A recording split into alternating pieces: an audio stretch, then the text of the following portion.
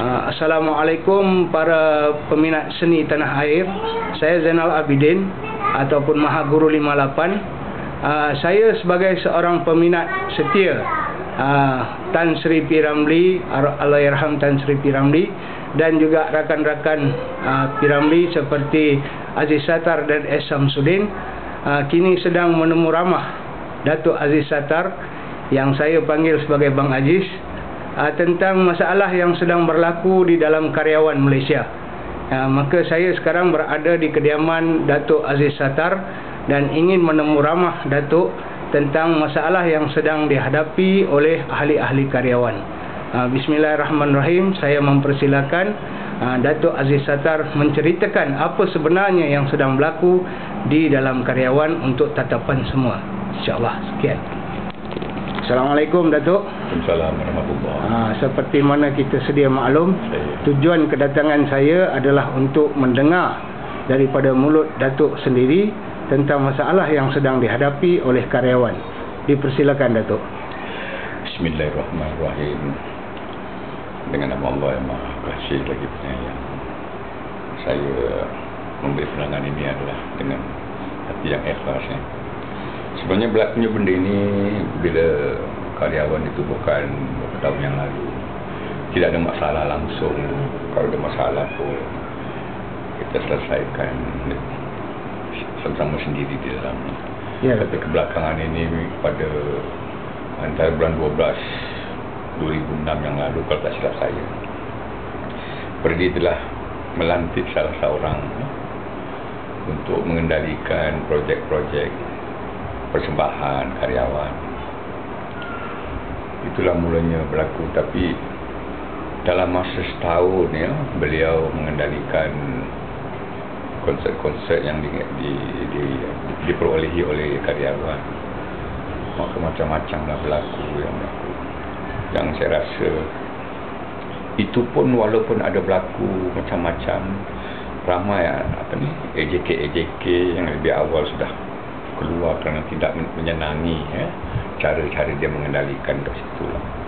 Satu demi satu hingga akhir tu saya diberitahu oleh salah seorang timbalan presiden yang mengatakan di dalam ofis kita sudah berlaku begini yang kita rasa tak senang, hingga dia meletakkan jawatan. Dan kemudian selepas itu ada lagi seorang hamba Allah juga AJK memberitahu dengan saya yang berlaku begini sama juga yang diberitahu oleh timbalan presiden tadi. Dari itu pun saya masih tidak meragui kerana saya berpendapat sesuatu yang saya nak ambil tindakan ke hatut, saya perlu melihat dengan mata kepala saya sendiri dan perlu saya mendengar dengan telinga saya sendiri. Jadi pada satu malam tu kita adakan satu mesyuarat masa AJK di pejabat. Sudah timbul satu pertelingkahan yang mana bukan dalam salah, tinggal lagi hamba Allah ni yang menjadikan masalah ni sudah seolah-olah karyawan tu macam dia satu orang yang punya. Dia marah, budak-budak bekerja semua benda yang salah, ini kau pergi tak bagus ini, hingga dia mengeji timbalan presiden kita, iaitu saudara pelakon juga dia radikal. Dia melakukan si Bangla ni mana tahu kerja kan. Bila sebut Bangla tu sudah menghina seakal bangsa kan sungguh.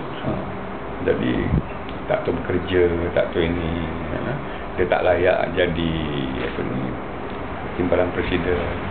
Dia lah yang layak, konon-kononnya lah begitu. Jadi bila ada perkataan begini, saya rasa tersinggung lah. Kalaulah sudah pelakon tu dihina begitu rupa, kita salah seorang jawatan AJK kat situ sama-sama. Saya pun terasa jugalah, ibarat kata pepatah Melayu, dicubit tangan kiri, tangan kanan terasa sakit.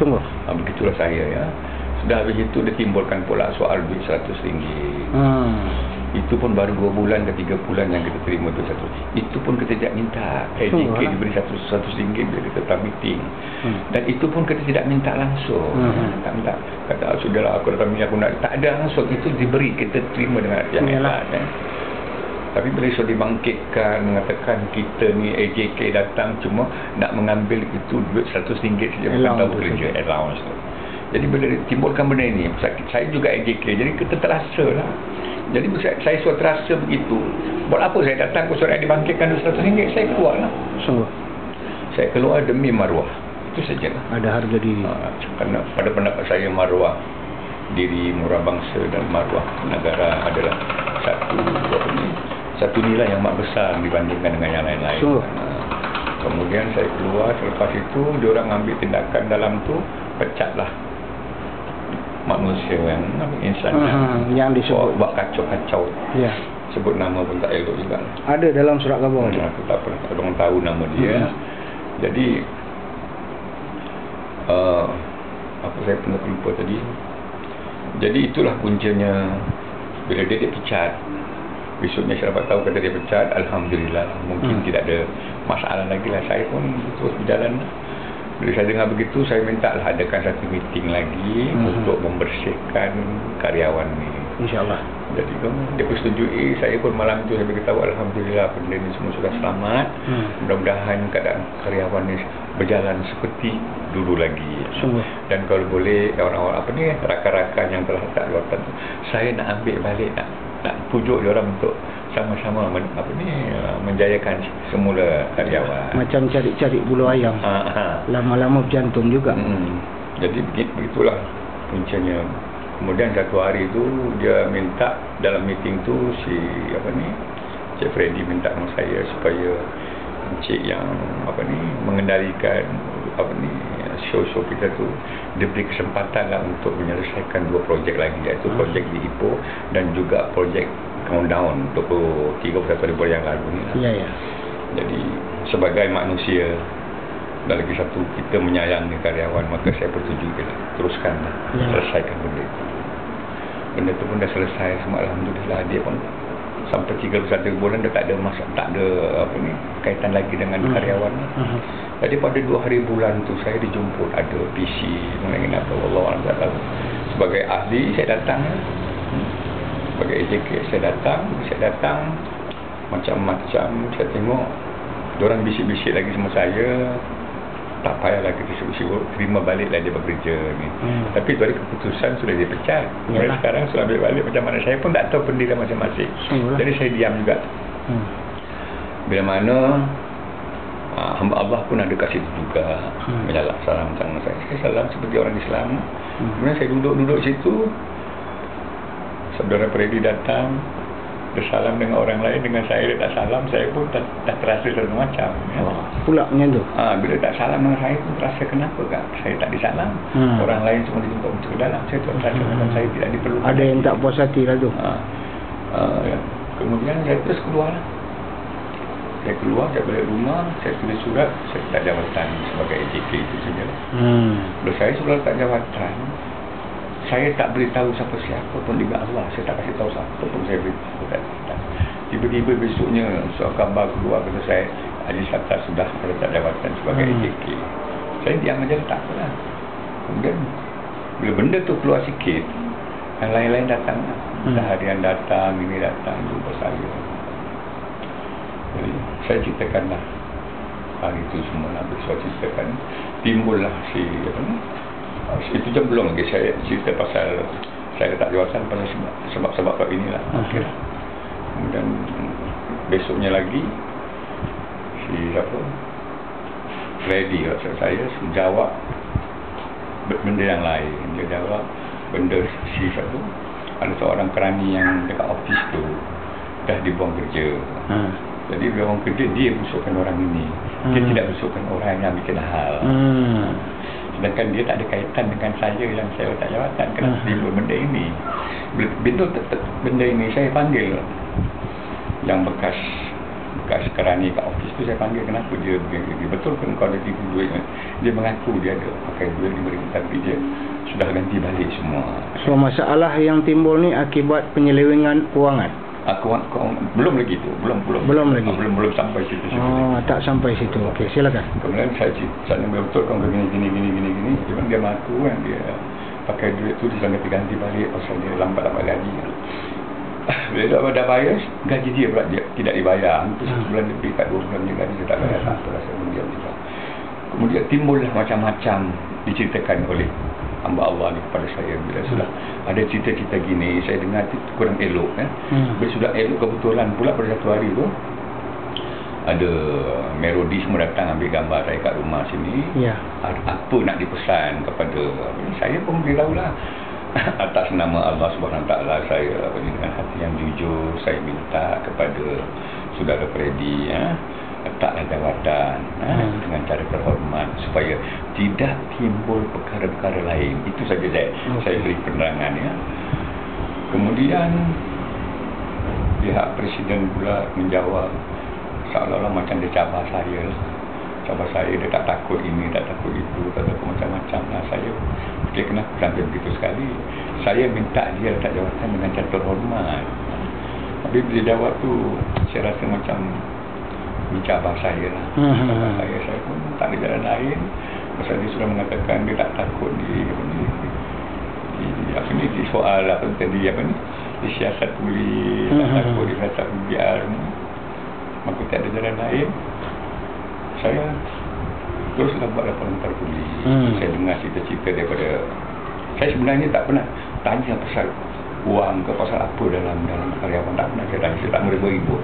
Sebagai ahli saya ingat nak cari nak membantu mencari wang untuk bantu artis-artis veteran kita. Itu saja tujuan saya.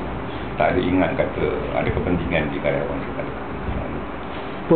Pemilihan ahli dilakukan berapa lama sekali? 2 tahun sekali. 2 tahun sekali. Tapi sekarang dia buat 3 tahun sekali. Oh, ditambahkan setahun. Ditambahkan setahun. Itu pun kita tak tahulah. Saya pun tak pernah baca dia. Ini pertubuhan kan. Kemudian besar timbul itu saya bilang Pak Perang Polis. Ya, sungguh. Saya nak mengadu hal dengan orang lain tak boleh. Kerajaan sudah menyediakan polis dan juga PR untuk mengadu hal. Kalau saya nak pergi periksa akaun, saya tak tahu akaun.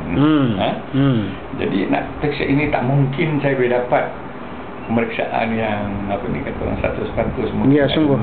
Mungkin ada benda-benda yang disembunyikan Allah. Tapi jalan yang baik pada saya ialah polis ataupun karyawan. Karyawan pun saya tak bagi tahu apa-apa. Cuma saya mengadu hal kepada polis. Saya minta polis siasat. Bukan saya menuduh sesiapa demi Allah. Saya cuma saya rasa macam dan kawan-kawan yang lain terasa ada benda yang saya tidak kena, maka saya minta polis siasat. Kalau benda tu betul-betul lurus, alhamdulillah. Kalau lurus, kita terimalah apa yang diperintah oleh kerajaan. Begitulah. Macam mana kedudukan perkara sekarang? Bahkan sekarang masih dalam siasatan lagi. Siasatan polis lagi. Abang Aziz masih ahli karyawan? Saya masih ahli karyawan. Cuma telah letak jawatan sebagai EJK. Dan saya dengar sekarang saya dapat mesej daripada Presiden. Dia minta saya datang pada malam ini kerana dia nak menggugurkan, nak pecat saya sebagai ahli pula. Dan dekat nak lucutkan dia punya keahlian ya. Tapi tak apa, itu bukan urusan saya ya. Yalah. Itu hak dia lah. Dia nak buat apa dengan saya pun itu hak dia lah. Dan saya juga ada hak sendiri kan. Masing-masing ada hak masing-masing ya. Jadi saya serahkan kepada dia. Abang Aziz, untuk pengetahuan Abang Aziz lah, kami berjuta-juta peminat Abang Aziz di seluruh Malaysia sentiasa mendukung perjuangan Abang Aziz. Terima kasih banyak. Macam saya sendiri, saya adalah seorang peminat Abang Aziz. Dan selama ini yang saya pun hidup dah hampir 50 tahun, tak pernah saya dengar Haji Sattar buat onar. Memang saya tak pernah ribut-ribut, tak pernah ini. Jadi macam mana pun apa saja orang nak lakukan terhadap Abang Aziz. Malah tadi saya sedang chatting dengan kawan saya, seorang anggota polis Special Branch juga. Maka dia pun kirim salam. Dia cakap dia salah seorang peminat Abang Aziz. Saya datang sini sebab nak nyatakan sokongan saya sebagai penulis blog Maha Guru 58 terhadap karya seni Abang Aziz. Terima kasih banyak. Semoga Abang Aziz dilindungi Allah. Semoga Abang Aziz terus kekal seperti Abang Aziz Sattar yang kami kenal, ya, yang tak heran kepada harta dunia, dan tetap berjuang demi untuk seni, agama dan tanah air, insya-Allah. Begitu juga saya mengharapkan kepada semua peminat saya seluruh tanah air. Saya tidak ada punya niat yang tertentu Sungguh. hal ini. Lagi sekali benda ni saya yang sendiri menghadapi, maka saya ingin mencari penyelesaian sebenarnya. InsyaAllah, ya. insyaAllah. Saya lapor polis ni bukan melaporkan kepada polis, bukan saya menuduh seseorang pun, tetapi orang yang demi menjernihkan suasana. Tapi orang yang sana sudah terasa sesuatu, saya pun tak tahu sama ada benar atau tidak, wallahu alam lah, sampai hingga dia minta saya tarik balik benda ni, ya? Hingga dia bawa, dan dia sendiri datang ke rumah saya bilang. Saya tahu, saya ada baca tu. Dia datang ke rumah saya. Saya sambut dengan cara baik. Ya. Kita berbual seperti biasa, seperti kawan. Kita pegang pada prinsip gini aja, Abang Aziz. Berani kerana benar. takut kalau salah. Itu sajalah. Itulah. Datang sini kita berbuat secara baik, ya? Dan saya tak berani mengatakan saya bohong. Tanyalah kawan-kawan saya termasuk seniman ataupun komputer dan lain-lain. Belum pernah saya keji presiden saya. Di tempat mana saya puji presiden saya. Ya. Tapi saya tak tahu kenapa kebelakangan ini dia sudah macam mempercayai seorang saja daripada yang ada yang lain-lain. Ya, itu jadi masalah. Sedangkan karyawan kita ramai-ramai karyawan. Sungguhlah. Jadi, persatuan tu didukung ramai. Didukung ramai, bukan seorang. Ya, sungguh. Jadi tak apalah saya fikir. Kalau kita sayang karyawan, kita diam-diam. Okay? Besok kita jumpa dekat, dia adakan satu perjumpaan, dia bawa orang, dia ada 80 orang. Saya datang 8 orang. 8 lawan 80 orang, ya, tak kisah itu. Tujuan kita ada di landasan yang benar. Betul. Sampai sana dia panggil kita lagi, jangan ribut-ribut, jangan bising-bising. Orang di luar tu banyak, orang datang banyak, nanti kalau kita tengah-tengah malu. Okey, tak apa, saya terima. Jadi waktu tu kita cakap dengan cara terhormat, tak ada bising-bising, tak ada tekan-tekan suara. Betul. Tiba-tiba saja lagi 10 minit ataupun 7 minit nak ditamatkan perjumpaan kita ni, dia timbulkan soal tulis ini itu semua dan bagaimana dia minta tarik balik. Saya tak ada berjanji, demi Allah saya bilang tak ada berjanji nak tarik balik benda ni. Nak tarik balik sekali pun benda ni bukannya kita report dengan persatuan ataupun badan-badan lain. Tapi yang kita report ni badan kerajaan. Kita kena hormat polis, kita kena hormat BPR. Kita pihak berkuasa. Kalau dia bawa orang sekalipun 1,000 ataupun 2,000 orang pergi kat BPR atau polis, suruh tarik balik, saya fikir tak mungkin polis boleh tarik balik. Kecuali saya dan rakan-rakan yang lain. Sungguhlah orang yang melaporkan itu orang yang benar-benar. Tapi bila dia sudah angkat tangan, siapa yang setuju tarik balik, tentulah orang-orang yang dia sudah pakat semua setujulah. Jadi siapa yang tak setuju? Saya yang tak setuju. Iyalah, sebab kita masih belum dapat keadilan kita. Saya tak setuju. Bila saya tak setuju, dia nak saman saya dan juga 3-4 orang lagi rakan-rakan yang angkat tangan. Jadi saya fikir ini mana ada satu keadilan kan? Jadi apa yang punca sebenarnya sekarang yang berlaku masalah ni akibat daripada siapa dan apa keadilan yang Abang Aziz hendak? Yang keadilan saya yang saya hendak tu supaya benda ni, kalau sekiranya benda tu tidak berlaku apa-apa, alhamdulillah, selamat. Okey. Kalau ada benda-benda apa-apa, terima sajalah apa keputusan mahkamah ataupun keputusan. Jadi Abang Aziz tetap akan berpegang teguh kepada laporan yang Abang Aziz buat. Itu satu saya lah.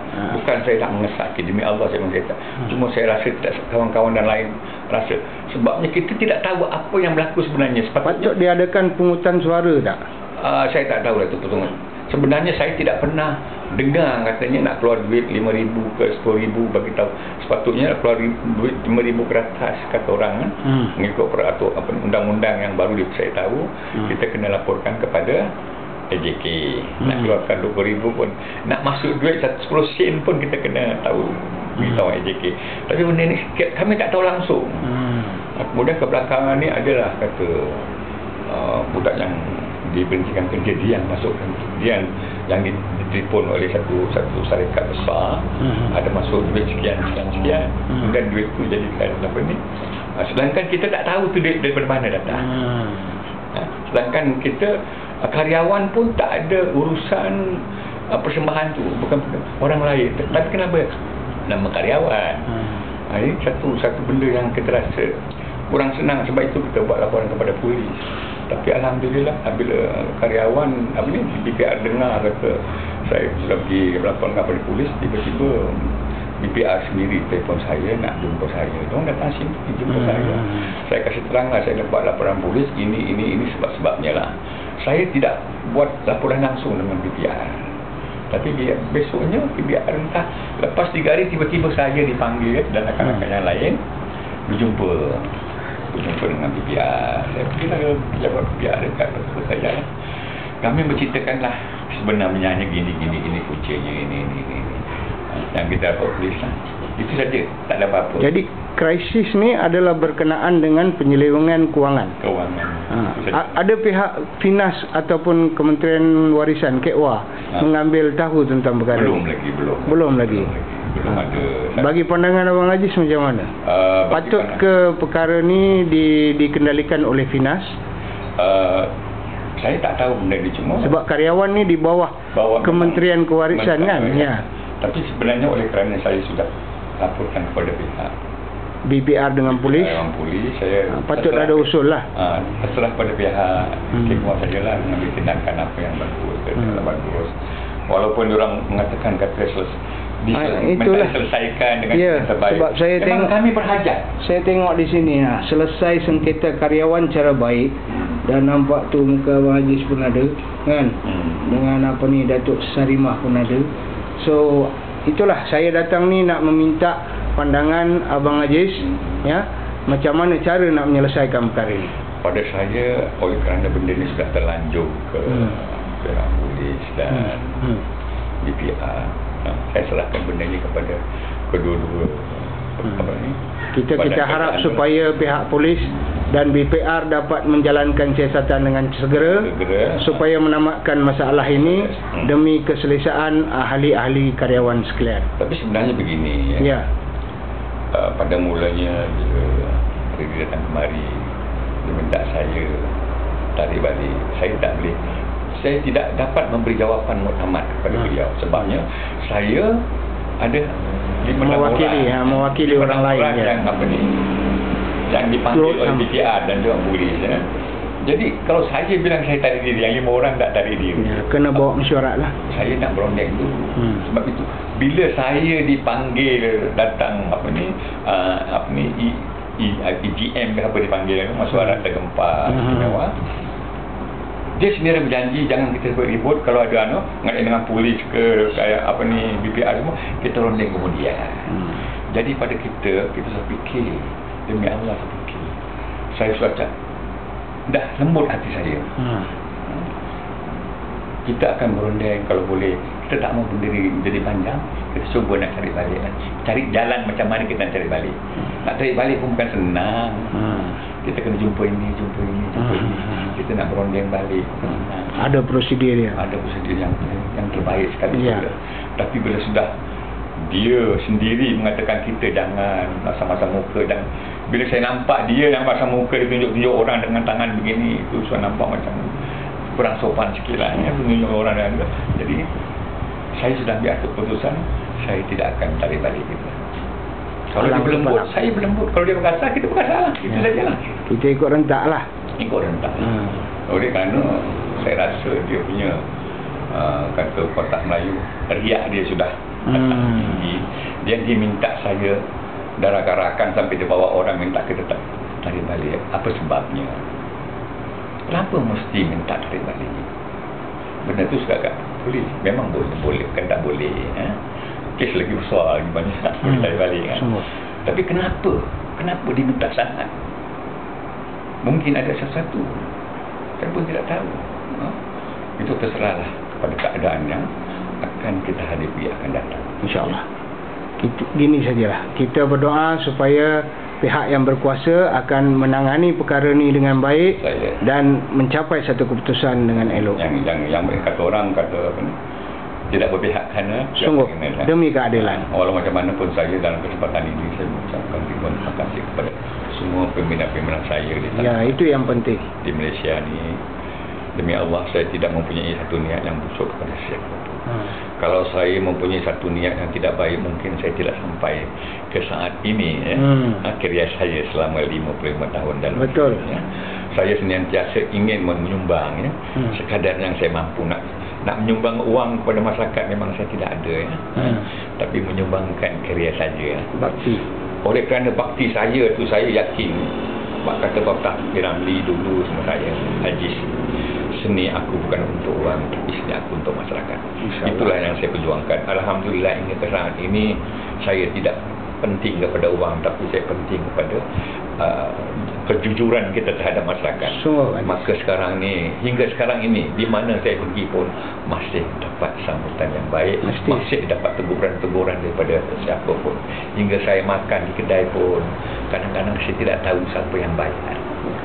Abang Aziz punya jutaan peminat. Saya terima kasih. Mudah-mudahan saya sebagai peminat Abang Aziz yang setia ni, saya berdoa semoga Allah murahkan rezeki, panjangkan umur, ya, menjernihkan suasana dan menaikkan nama Abang Aziz sebagai salah seorang insan seni yang telah berjasa banyak kepada dunia seni tanah air. Terima kasih banyak. Semoga dipanjangkan umur dan kita berjumpa lagi di lain waktu. Terima kasih Bang Aziz. Terima kasih banyak. Assalamualaikum warahmatullahi taala wabarakatuh. Waalaikumsalam warahmatullahi.